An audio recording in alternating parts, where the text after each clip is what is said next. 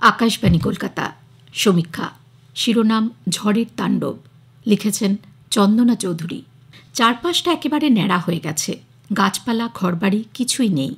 সকাল থেকে একটু আড়াল খুঁজে চলেছেন আরতিবালা, কল্পনা, মানসীরা।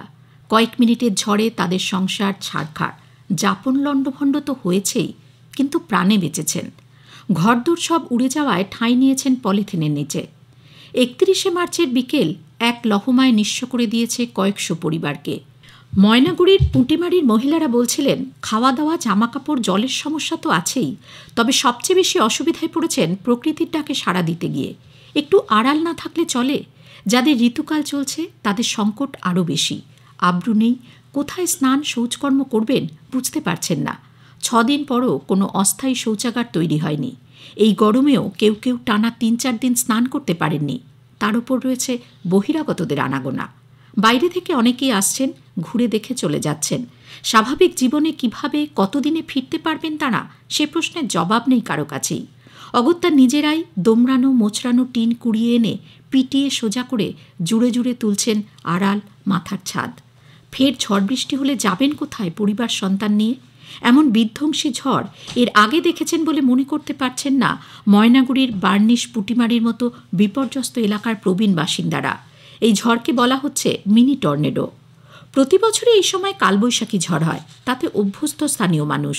31শে মার্চের ঝড়কেও প্রথমে কালবৈশাখী বলে মনে করেছিলেন তারা, কিন্তু ঝড়ের বিধ্বংসী রূপ দেখে সকলের ভুল ভাঙে। তাদের অভিজ্ঞতায় হঠাৎই একটা বিকট আওয়াজ আর চিৎকার ভেসে আসে।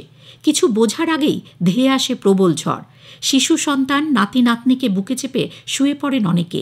তাদের ওপরেই ভেঙে পড়ে ঘরের টিন, কাঠ। অশীতিপর এক বৃদ্ধা বলছিলেন, ডান হাতটা ভেঙে গেছে বুঝতে পারছিলাম, গলা শুকিয়ে আসছিল, ঘণ্টা দেড়েক রক্তে ভিজে পড়েছিলাম। তারপর মেয়ের ঘরের নাতি এসে টেনে বের করে হাসপাতালে নিয়ে যায়।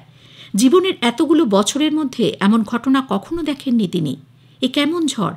গ্রামটাকে এখন দেখলে মনেই হচ্ছে না কোনো কালে এখানে জনবসতি ছিল। সর্বস্ব হারানো মানুষগুলোর মুখে এখন একটাই প্রশ্ন, উত্তরবঙ্গে এরকম বিধ্বংসী ঝড়ের উৎপত্তি হলো কি করে? আঞ্চলিক আবহাওয়া কেন্দ্র কলকাতার প্রধান ডক্টর সোমনাথ দত্ত জানালেন, কোনো এলাকা অত্যন্ত উষ্ণ হয়ে উঠলে এবং বাতাসে জলীয় বাষ্পের পরিমাণ বেশি থাকলে এ ধরনের ঝড় হতেই পারে। গ্যাংটক মেট্রোলজিক্যাল সেন্টারের ইনচার্জ গোপীনাথ রাহা বললেন, এই ধরনের ঝড় বায়ুমণ্ডলে তৈরি হওয়ার জন্য 3টি পরিস্থিতির প্রয়োজন। প্রথমত, বায়ুমণ্ডল উষ্ণ হতে হবে। দ্বিতীয়ত, বাতাসে জলীয় বাষ্পের পরিমাণ বাড়তে হবে। এবং তৃতীয়ত, কোনো নিম্নচাপ অক্ষরেখা বা ঘূর্ণাবর্ত তৈরি হতে হবে। প্রাথমিকভাবে জানা গেছে 31শে মার্চ বায়ুমণ্ডলের উপরিভাগে পূর্ব বিহার থেকে বঙ্গোপসাগর পর্যন্ত বিস্তৃত ছিল অক্ষরেখা।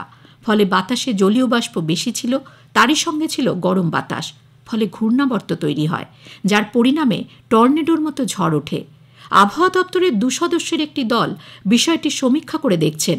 তবে এই ঝড়কে মিনি টর্নেডো বলা যায় কিনা সে বিষয়ে বিশেষজ্ঞরা সন্দিহান। স্থানীয় মানুষের বক্তব্য এবং সংগৃহীত ছবি, ভিডিও অনুযায়ী আমেরিকায় যে ধরনের টর্নেডো দেখা যায় তার সঙ্গে ময়নাগুড়ির ঝড়ের আকৃতিগত মিল আছে। ঝড়ে নষ্ট হয়ে গেছে জমির ফসল। কিছুদিন আগে জমির আলু তুলেছিলেন চাষিরা। আলু বিক্রির টাকা ছিল ঘরে, সব উড়িয়ে নিয়ে গেছে ঝড়। মারা পড়েছে কৃষকের হালের বলদ, পোষা গরু, ছাগল, হাঁস, মুরগি। চিকিৎসকের দেখা নেই। সন্তান কোলে মা বললেন, বড়দের তবু বিভিন্ন সংগঠন থেকে পানীয় জল, খাবার একবেলা মিলছে, কিন্তু কোলের শিশুর খাবার নেই। পুঁটিমারি, মথুরামোহন এলাকার মানুষজন হাহাকার করছেন। চারদিকে শুধু নেই নেই রব। তার উপর পড়ে আছে ভাঙাচোরা কাঠ, টিন। তার মাঝখানে চিন্তাক্লিষ্ট মুখে ঘুরে বেড়াচ্ছেন মানুষ। সামনেই ভোট, বলবৎ রয়েছে আদর্শ আচরণবিধি। প্রশাসনের ত্রাণ বণ্টনে অপ্রতুলতার অভিযোগে বিক্ষোভ দেখিয়েছেন দুর্গত নারী পুরুষ। তবে সাহায্যের হাত বাড়িয়ে দিয়েছে বহু স্বেচ্ছাসেবী সংস্থা, ক্লাব, সংগঠন। রান্না করা খাবার, জল, জামাকাপড়, বাসনকোসন দিয়ে সর্বস্ব হারানো মানুষগুলোর পাশে দাঁড়াচ্ছে সাধ্যমতো। শিশুয়া বাড়ির আশাকর্মী বেবি রায় ঝড় বিধ্বস্ত এলাকায় ঘুরে পরিষেবা দিচ্ছেন গর্ভবতী মহিলাদের।